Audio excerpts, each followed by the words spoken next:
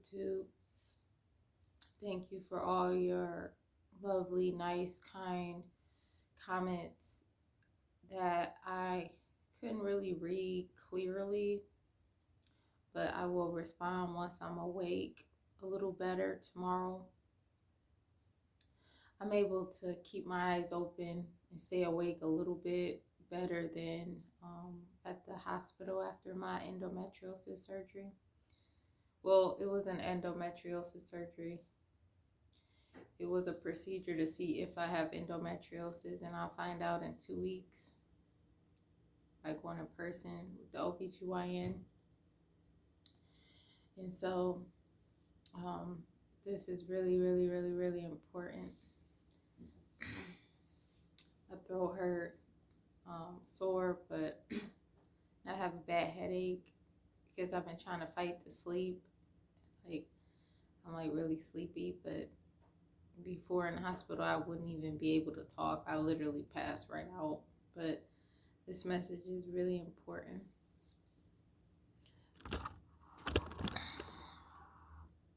It's really important, especially for non-believers. This is another testimony. When I was at Menards, I was working at Menards after getting bullied for 2.5 years at a public school. I was a teacher assistant. Sorry if I repeat myself.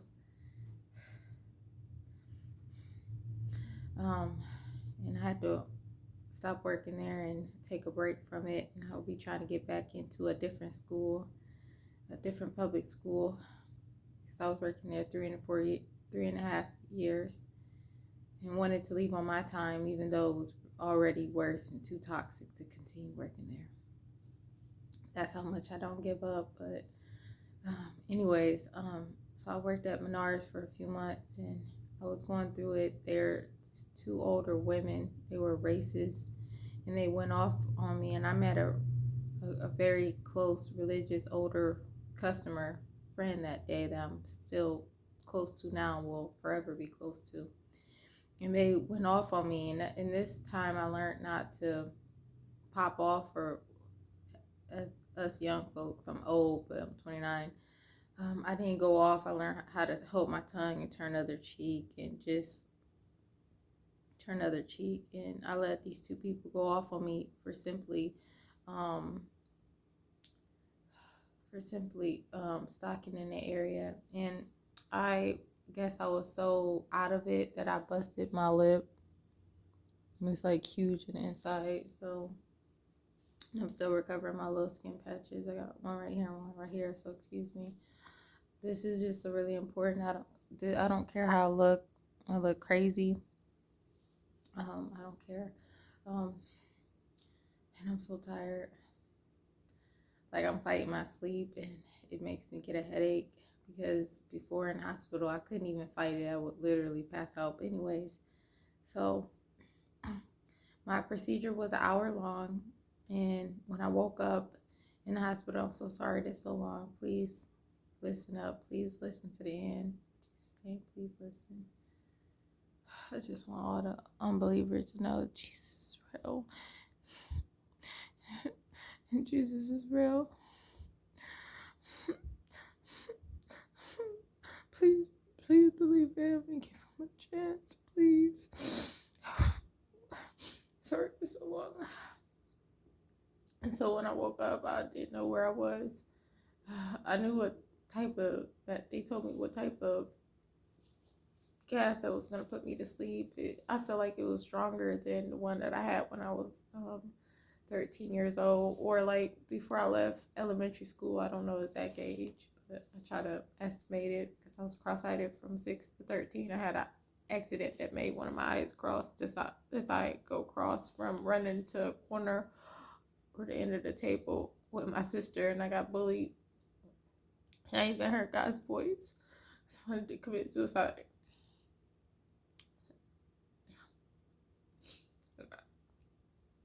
Sorry. And I never forget asking my sister, one who stabbed me on the back. I'm only close to one brother and my stepdad. But I forgive everybody, even another parent who betrayed me. I forgive them and love them and just keep them from a distance and don't like what they do, but hope that they change. My other brother, my two sisters are not good people. But anyways, um, I asked her how would I make it, and because I was even in elementary school, I got my surgery before I left elementary school. When I was kindergarten until then, I had to wait to get eye surgery. I'll never forget that day when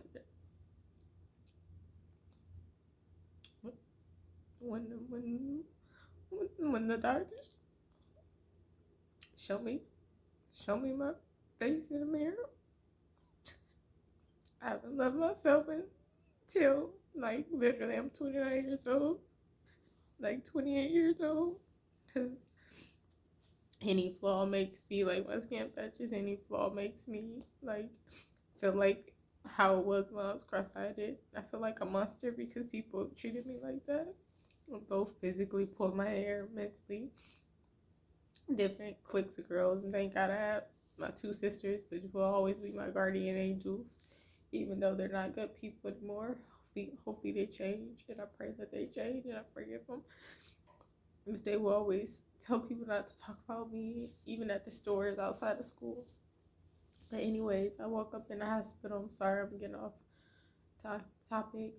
The lady at Menards was like, when I was going through it at Menards, it was a random lady, and I talked about this in a video around that time, and some type of female, and she was Caucasian. Just, and I don't care about appearances or what color skin you are, but I just, you remember what they look like, and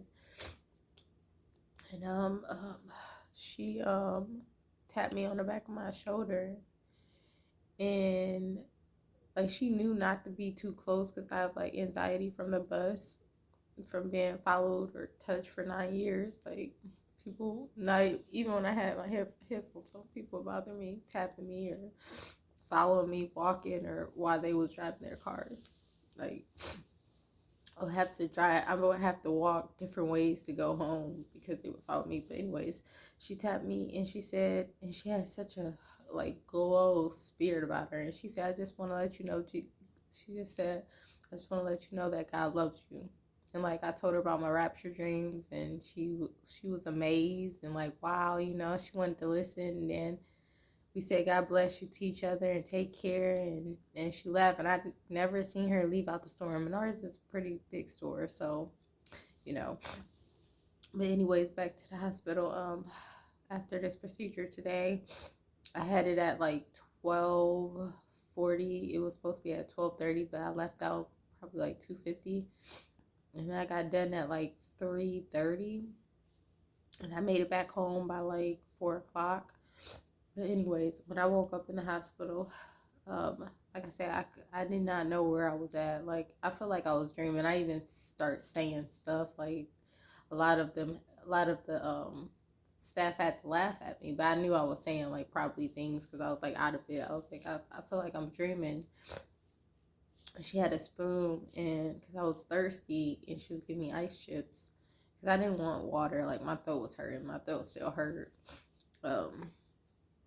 And so I was in the recovery room for like an hour because she said I kept passing out. Like I will like, and it was so hard to keep my eyes open. And she said I kept passing out, and it was gonna give me like 30 more minutes. So I was in there for like almost an hour, and then they wheeled me back in the room, and in the room that I was in, and I had all my stuff locked up and stuff, and I had my brother and my stepfather, which I don't call him stepfather actually, I call him dad, but he's my stepfather, but he's my real dad to me because my real father was never in my life or never even said, happy birthday or Merry Christmas, no cards or nothing. I never wanted money or anything. But anyways, to make this story short, because it's 9:44 and I'm so exhausted. I'm not even gonna be able to shower until tomorrow, and I wouldn't even be able to function that well in the shower anyways. Feel kind of yucky, but that's okay. I stayed on the couch instead of on my bed because I hate outside clothes. And I'm a person who sanitizes once I get home, but I will do all that once I get up tomorrow. I'll sanitize and get in the shower and move from the living room to the couch because I'll be out of my outside clothes. And I'll walk around my place to like exercise, and then I'll move towards going up the street. Like not, it's not far, not up the street, but like to the trash can and back, but it's a little farther. Like the trash can isn't that far away. Like the parking lot, like in the parking lot from start to end, it's not that long. And then once I get better, I'll be able to go around the block just to keep building myself up to, that's what they say to do. And to keep your body, like, whatever you want to call it. Sorry. Okay, so this is where I'm getting to the point of, anyways, I kept, like they told me, don't get up to pee 'cause I have overactive bladder. And I feel like I have a lot of, like, I always feel like I have, like a bladder infection because my endometriosis, if that's it, which I think it is, it's like spreading to my bladder, and like it be like around my menstrual cycle, before and after it. And it's gotten worse because like that didn't happen before, and like out of nowhere I got overactive bladder, and it just continued to get worse. The next thing you know, I'm always feeling like I have overactive bladder. So me and my doctor's been linking it up to something's not right, and it seemed like it's affecting it if I do have So I'll find this all out in 2 weeks. But anyways, then I'll have to get surgery for that. So it just sucks that I had to get surgery to find this out. But anyways, all women do until they said 20 years. But anyways, so they came in the room. It was like a whole bunch of different staff, and by the way, a lot of faces like were blurry. Even my dad face and my brother face, when they picked me up, it was like blurry, but I knew it was them, and I could see the color of their eyes. It just was two of them, and then I would pass out, or I would be like, I gotta use the bathroom, and pass back out. And so when the staff came back in, it was like it was like two different dudes. It was more females than males. It was like two males, and then like 5 to 6 different females, and they were coming in and out and stuff because they was like, she is gone, she is gone. And so when they came, they helped me go to the bathroom. They literally had to hold me while I went, which was uncomfortable, but at least they were a female. The males were out of the room at that time, and they came back once I was dressed because I guess they needed so many different people. And then they knew I had overactive bladder, and I went to the bathroom so much, and so they left back out and was like, don't go back and use the bathroom, we don't want you to fall. And so when they came back, it was like, I don't even know how many minutes because I was out of it. And like I was like I looked like I was drunk. Like they started laughing, but they explained why they were laughing. It was like, oh my goodness, you look like you're drunk or something. But they were respectful about it. I just can't say exactly word for word how they said it. But like I was like, they was like, you like slouched over. Like before they said I looked drunk, they were middle age staff, Like I was linked over like this, but my head was like leaned, and like I was tilted. Like it was crazy. Like I don't understand how people drink. I don't drink. I would never drink. I mean, I just blurry and kept passing out. I couldn't keep my eyes open. Even now it's very hard. Like I'm so tired, so tired. And my lip is just like, I feel like I got bit by a dog or something. But I must have bit myself. My dad and my brother said. But anyways, this is the part. I love crosses. Okay, I love crosses. I have a cross with Jesus on it, and then I have one for God, and it don't say the name God because I just didn't get to that point. But on my car, and I have a cross inside of my apartment because I woke up with you'll have to see my video. I woke up with handprints that were not mine because I put they were thicker, and this was all this happened before my rapture dreams or after. I think it happened before my rapture dreams.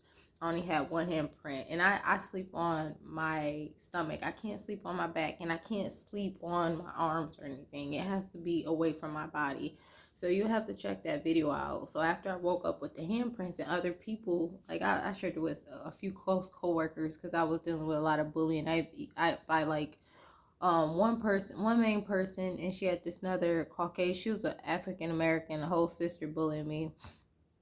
She had a Caucasian young chick, and she was like my age, bullied me, and she got fired. Okay. But this person, everybody thought was the most innocent person until like she was behind closed doors, like following me at work, like telling me how to do my job, coming up to me like you should do this, and then she would just do a whole bunch of bullying, like going off on me in front of children, numerous things. It was so toxic. But anyways, where was I? Okay, so I'm gonna have to go to the bathroom. Okay, so after all that happened, they was like, we got to get you dressed, because I kept saying I wanted to go home. I was like, did you contact my dad? Like, I think I said it so much, it probably got on their nerves. Like, I didn't say it more than 6 times, but I felt like I at least said it 5 times. Like, I'm ready to go. I was trying to dress myself, and they were smart to not like not hang on to me and help. Like, like they literally had to do like caregivers, because my mom is a caregiver, hold their underwear, put it on, like all that. I could not do it by myself, or I kept falling over, and they had to keep holding me up to help me do it. And like I kept wanting to pass out, and I couldn't keep my eyes open for nothing. And I seen a cross. Jesus. I seen a cross, a tattoo. And what was special about this tattoo, I mean, I don't see nothing wrong with tattoos, but I'm not fond of them. I don't like them. But I love art, so I love anything with art. Cars, houses, the designs and stuff. Like, I'm not a materialistic person, never would be a materialistic person, but I love designs of things. It can be like this little shawl. I'm not into clothes anymore either. I buy stuff on clearance and that's it. But I love designs of things. That's why I self-publish, and I'm can't wait to work on my second book after this fourth semester. I haven't drunk anything but like little sips of water. So excuse me. Um, I'm trying not to go to the bathroom too much, and because I'm trying to go to sleep, so it's like kind of hard. And I haven't even drunk that much water at all to be going to the bathroom so much, and that's how I know something is wrong, because it's like that anytime. And then when I do drink a little sip of water, I'll continuously go to the bathroom. Like, I done drunk like 3 bottles of water, and I usually drink 3 bottles of water, and I had a day. Now I have to do like once a day because it's that bad. So I'm trying to figure out my health, because I'm healthy. It's just that bladder and my endometriosis, and I didn't have bladder problems until like my endometriosis. That's what I'm thinking it is. So I'm very curious to see what happened. But anyways, like she was helping me put on my underwear at this time, because I needed help with every last thing. And like they asked, did I want the little um like the little hairnet. I was like, I don't care. I was like, no, I just want to go home. So they was helping me get out of there, because I wanted to go home. Hospitals make me very paranoid. It makes me have a lot of anxiety. I'm scared of hospitals ever since my eye surgery when I was very young, because they said two things that was scary. Well, I seen one thing that was scary and heard one thing that was scary. The doctor was like, I don't know if we should do her surgery because she didn't go to all her appointments. Like, I really don't want to do it. So I was scared. And then I seen all these long knives and like scissors and all types of tools. I wish they covered it, because I didn't want to do it. Like, I didn't want to get my surgery. As much as I wanted it done to stop the bullying and stop hating myself and then love myself. But anyways, so the cross was like upside down, but even though it was upside down, the cross wasn't upside down. It was up. I'm glad I just noticed that, because I made an error with my dad and my grandmother. They was like, go to bed. I was like, I am. They are not making this video because they're like, you should be asleep. I'm going to get sleep. I've been sleeping like this whole time, but I have moments where I get up and go have to go to the bathroom. So then I was like, I need to make this video. So you know how most crosses, this is how I know I know something special. It was just something very unique that happened during my after my procedure at the hospital. The cross, like when she was lifting it down, like helping me, like holding my underwear, um, to put it on. The cross, you know, most crosses would be flipped upside down. Hers was not. It was still up, and it glowed. I told my parents and my grandmother it sparkled. I gotta tell them, a few family members. Oh, and a friend, and I have another friend. But anyways, I have a small circle of family and friends, a good amount, and the less the better. But anyways, it glowed. It glowed. The cross, it was black and it had silver around it, and it was like a good. It wasn't too thick. It was like a thick, like silver, and it wasn't gray. It was silver. It glowed, and then her eyes sparkled. And what was interesting, she had glasses on, and her eyes were not like any eyes I've seen before. I've seen blue, greens. You know, some people have a mixture of, you know, they have at least two, you know, different.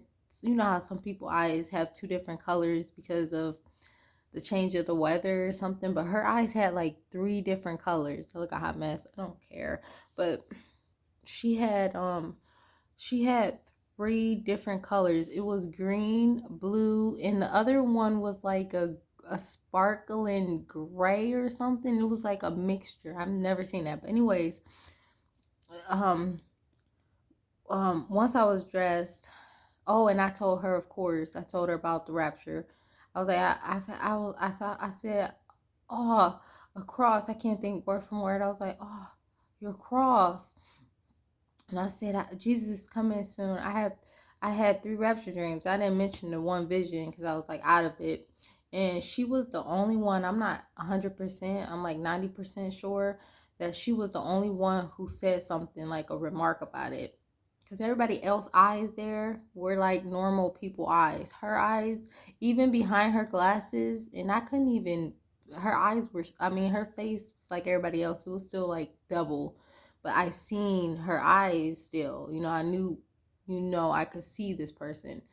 And everybody else eyes, like my eyes are not glowing or sparkling or like three different colors. And that's how everybody else was in the room. And again, it was so many people in the room coming back and forth. And once I got dressed, oh, and about the comment, she was the only one who said something.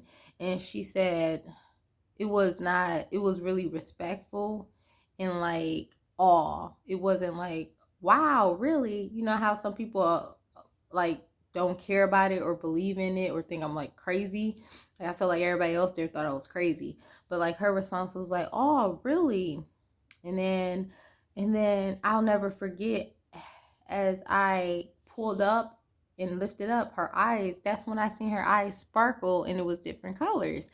And this is the last thing.